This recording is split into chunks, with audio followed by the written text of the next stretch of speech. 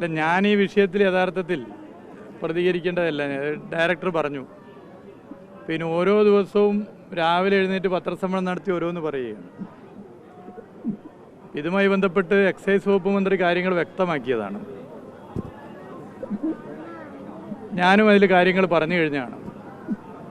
പിന്നെ അദ്ദേഹത്തിന് എവിടുന്നാണ് ഈ മദ്യനയവുമായി ബന്ധപ്പെട്ട് ചർച്ച നടന്നിട്ടുണ്ടെന്ന് ഇത്ര ഉറപ്പിച്ച് പറയാൻ പറ്റുന്നത്? മദ്യനയവുമായി ബന്ധപ്പെട്ട് ചർച്ച നടന്നിട്ടുണ്ടെന്ന് ഉറപ്പിച്ച് പ്രതിപക്ഷ നേതാവിന് എന്താണ് ഇങ്ങനെ പറയാൻ പറ്റുന്നത്? ഇനിയിപ്പോൾ രാജീവ് ഗാന്ധി ഇൻസ്റ്റിറ്റ്യൂട്ടിൽ KSU നടത്തിയ ചർച്ചയാണോ എന്നെനിക്ക് സംശയം തോന്നുന്നുണ്ട്. എന്തായാലും എൻ്റെ പിന്നാലെ ഇങ്ങനെ വരുന്നത് എന്താണെന്ന് ജനങ്ങൾക്കറിയാം. ഇത് കാര്യങ്ങൾ വളരെ വ്യക്തമാണ്. പിന്നെ അദ്ദേഹം ഹൈജാക്കിന് എന്തോ കഥ പറഞ്ഞു. അത് ചേരുക അദ്ദേഹത്തിന് തന്നെയാണ്. ഹൈജാക്ക് പട്ടം ചേരുക അദ്ദേഹത്തിനാണ്. KPC പ്രസിഡന്റുമായും UDF കൺവീനറുമായി നടത്തിയ പത്രസമ്മേളനത്തിൻ്റെ ഘട്ടത്തിലൊക്കെ തന്നെ അദ്ദേഹത്തിൻ്റെ ഹൈജാക്ക് ഇടപെടലുകൾ നമ്മൾ കണ്ടതാണ്. അപ്പോൾ അതിലേക്ക് കൂടുതൽ മറ്റൊന്നും പറയാനില്ല. മന്ത്രിമാർ ഈ വിഷയത്തിൽ കള്ളം പറയുകയാണ്.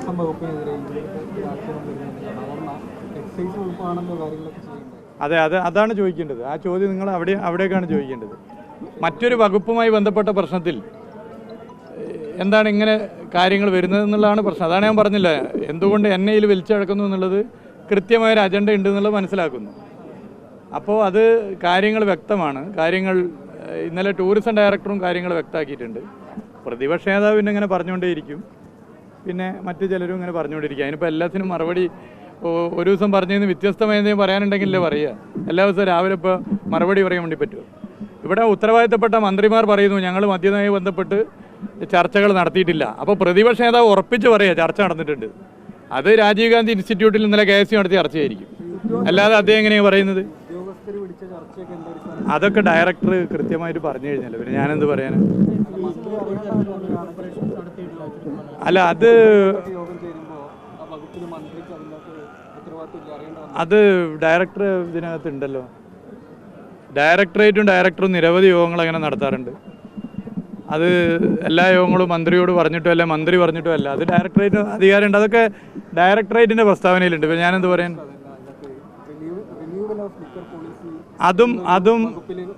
അതും ഡയറക്ടർ പ്രസ്താവനക്കകത്ത് പറഞ്ഞിട്ടുണ്ട്.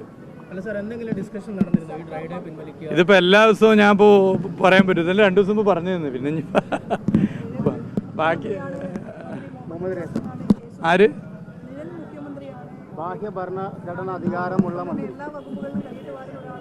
അത് BJP ഭരിക്കുന്ന സംസ്ഥാനങ്ങളിൽ എങ്ങനെയാണോ ഭരണം നടത്തുന്നത് അതുപോലെയാണ് ഇടതുപക്ഷ സർക്കാരും എന്ന് കരുതിയതിൻ്റെ തെറ്റിദ്ധാരണയാണ്. എന്താണ് ഇടതുപക്ഷ സർക്കാർ, എന്താണ് ഇടതുപക്ഷം, എന്താണ് CPIM എന്നൊക്കെ അദ്ദേഹം ഒന്ന് മനസ്സിലാക്കുന്നത് നല്ലതാണ്. ഓക്കെ.